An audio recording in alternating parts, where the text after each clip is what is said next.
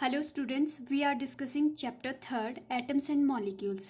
In the last video we discussed on how to find out the percentage of any element in a compounds.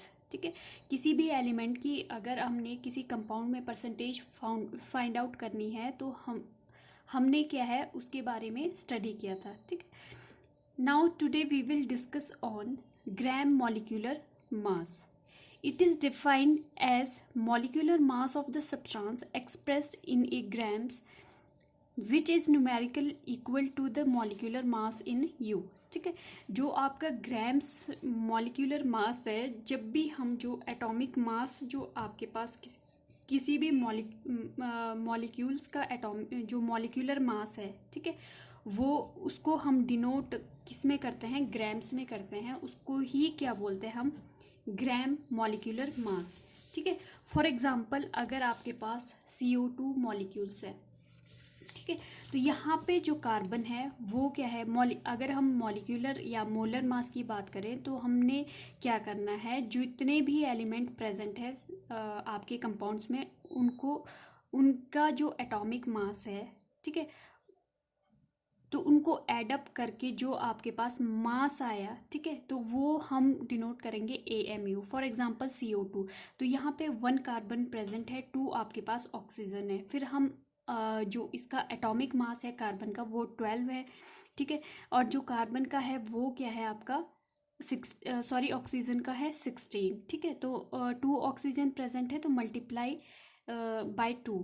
ठीक है, तो ये आपका 12 plus ये हो गया 16 2 ज़ 32, और ये टोटल आपके पास आ गया 44 AMU. ठीक है, जो मॉलिक्यूलर मास है, ठीक है, उसको हम डिनोट करते हैं AMU से, मतलब एटॉमिक मास है ना ये, तो इसकी यूनिट क्या है, एटॉमिक मास यूनिट यू से डिनोट करते हैं. ठीक है, तो मॉलिक्यूलर मास अगर हम क्या है एटॉमिक मास को लिख देते हैं ग्राम्स में, ठीक है, तो न्यूमेरिकल वैल्यू तो इनकी इक्वल होती है. ठीक है, अगर हम ग्राम्स एटॉमिक मास की बात करें तो मीन्स CO2 का ग्राम एटॉमिक मास क्या है 44 ग्राम्स. ठीक है, अगर हम एटॉमिक मास की या मोलर मास की बात करें सिंपली, तो ये क्या आएगा 44U. ठीक है, क्योंकि हमने क्या किया, एटम्स के जो मास है, ठीक है, जो आपके इस मॉलिक्यूल में प्रेजेंट है एटम, उनके मासेस को जोड़ के क्या है आपके पास क्या आया 44. ठीक है, तो ये एटम्स की जो यूनिट होती है वो क्या है AMU, एटॉमिक मास यूनिट होती है. ठीक है, तो यहाँ पे मॉलिक्यूलर मास तो निकाल दिया, तो ये तो U से आएगा. ठीक है, अगर ग्राम्स मॉलिक्यूलर मास की बात करें तो इस वैल्यू को जब हम ग्राम्स में लिखते हैं तो उसको ग्राम्स एटॉमिक मास कहते हैं. ठीक है, फॉर एग्जांपल अगर आप H2O मॉलिक्यूल्स की बात करते हैं, ठीक है, तो यहाँ पे क्या है आपके पास 2 हाइड्रोजन के एटम है, ठीक है, प्लस आपके पास क्या है 1 ऑक्सीजन का एटम है. ठीक है, अगर हम एटम के एटॉमिक मास की बात करें तो हाइड्रोजन का 1 है प्लस ऑक्सीजन का 16 है. ठीक है, तो ये टोटल आपके जो मोलर मास है वो क्या आ जाएगा 18U से डिनोट करेंगे. ठीक है, अब इसको अगर इसका ग्राम एटॉमिक मास की बात करें, gram atomic mass of H2O, तो ये क्या आ जाएगा 18 ग्राम.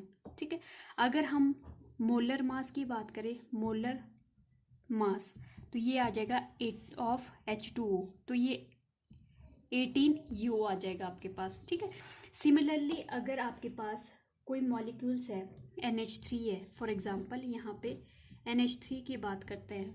ठीक है, तो NH3 में क्या है आपके पास 1 एटम आपका प्रेजेंट है नाइट्रोजन का, प्लस 3 एटम आपके हाइड्रोजन के प्रेजेंट है. ठीक है, यहाँ पे हम मोलर मास की बात कर रहे हैं पहले. ठीक है, तो मोलर मास क्या आ जाएगा, नाइट्रोजन का जो एटॉमिक मास होता है वो होता है आपका 14, प्लस 3 आपके हाइड्रोजन का 1 होता है, 3 हाइड्रोजन प्रेजेंट है, तो ये आ जाएगा 14 प्लस 3. ठीक है, तो टोटल ये क्या आ जाएगा आपके पास 17. ठीक है, तो 17 क्या आ जाएगा, मोलर मास तो U है. ठीक है, अगर हम बात करेंगे ग्राम मॉलिक्यूलर मास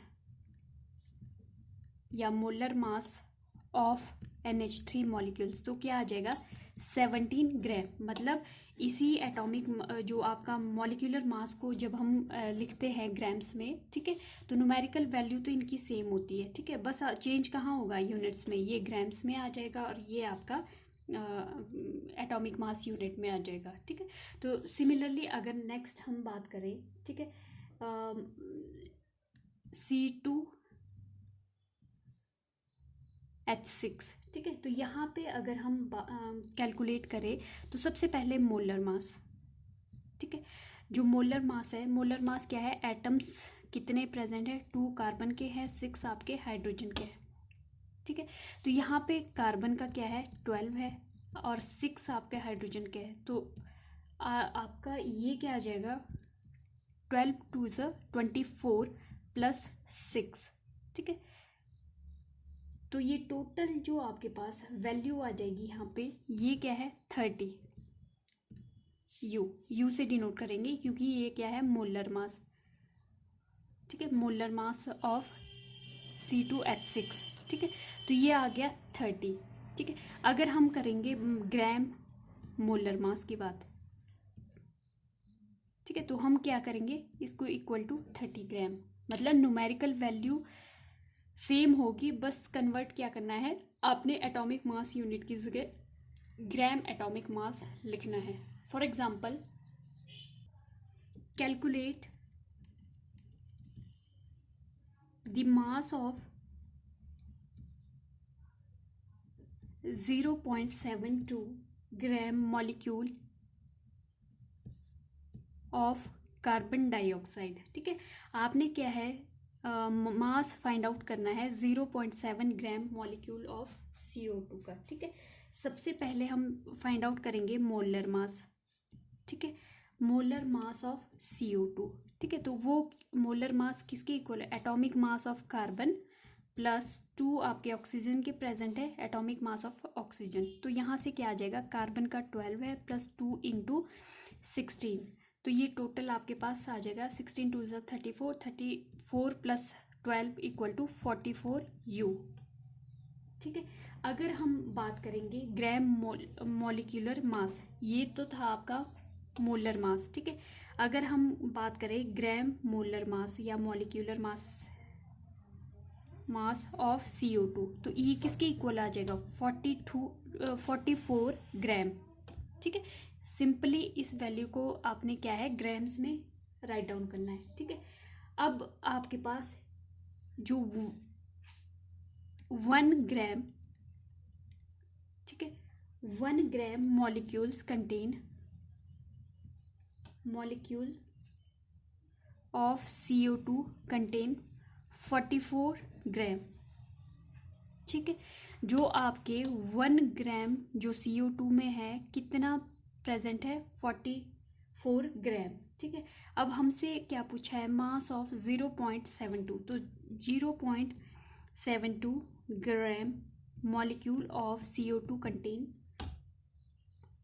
ये आ जाएगा 44 अपॉन 1 ग्राम, ठीक है, यहाँ से इंटू 0.72 ग्राम, ठीक है। तो अगर इसको फर्दर हम सॉल्व करेंगे तो ये वैल्यू आ जाएगी आपके पास 31.68 ग्राम, ग्राम से ग्राम ये कैंसिल हो जाएगा और यहाँ पे जब इसको फर्दर सॉल्व करेंगे तो ये आ जाएगा आपके पास 31.68 ग्राम, ठीक है। तो आपके क्या है जो 0.72 जो मॉलिक्यूल्स है CO2 के, उनका मास किसके इक्वल है 31.68 ग्राम के इक्वल, ठीक है। इस टाइप से हम इसको क्या है सॉल्व करेंगे, ठीक है। तो ग्राम मॉलिक्यूलर मास क्या है आपके पास, it is defined as the molecular mass of the substance expressed in the grams which is numerical value is equal to molecular mass of in U, ठीक है।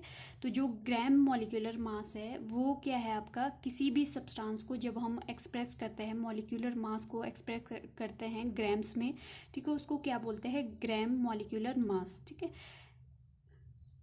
सिंपली आपने क्या करना है, क्योंकि एटॉमिक मास की यूनिट तो यू होती है, ठीक है। तो मॉलिक्यूल क्या है, मॉलिक्यूल्स आपका एटम से मिलकर फॉर्म होता है, ठीक है। डिफरेंट एलिमेंट्स जब आपके कंबाइन करते हैं तो क्या फॉर्म करते हैं, मॉलिक्यूल्स और कंपाउंड्स, ठीक है। तो कंपाउंड्स में क्या है आपका जो एटम्स का मास प्रेजेंट है, ठीक है। टोटल जो एटम्स प्रेजेंट है उनका जो मास है, ठीक है, उनको क्या है, एटम्स के मासेस को क्या है एड अप करेंगे, और जो टोटल आपके पास मॉलिक्यूलर मास जो आता है उसको हम क्या है एटॉमिक मास से डिनोट करते हैं, ठीक है। अगर आपके पास ग्राम एटॉमिक मास है, ठीक है, वैल्यू तो न्यूमेरिकल वैल्यू सेम होगी, बस आपने एटॉमिक मास यूनिट को कन्वर्ट करना है ग्राम्स में, उसको ही हम क्या बोलते हैं, ग्राम मॉलिक्यूलर मास।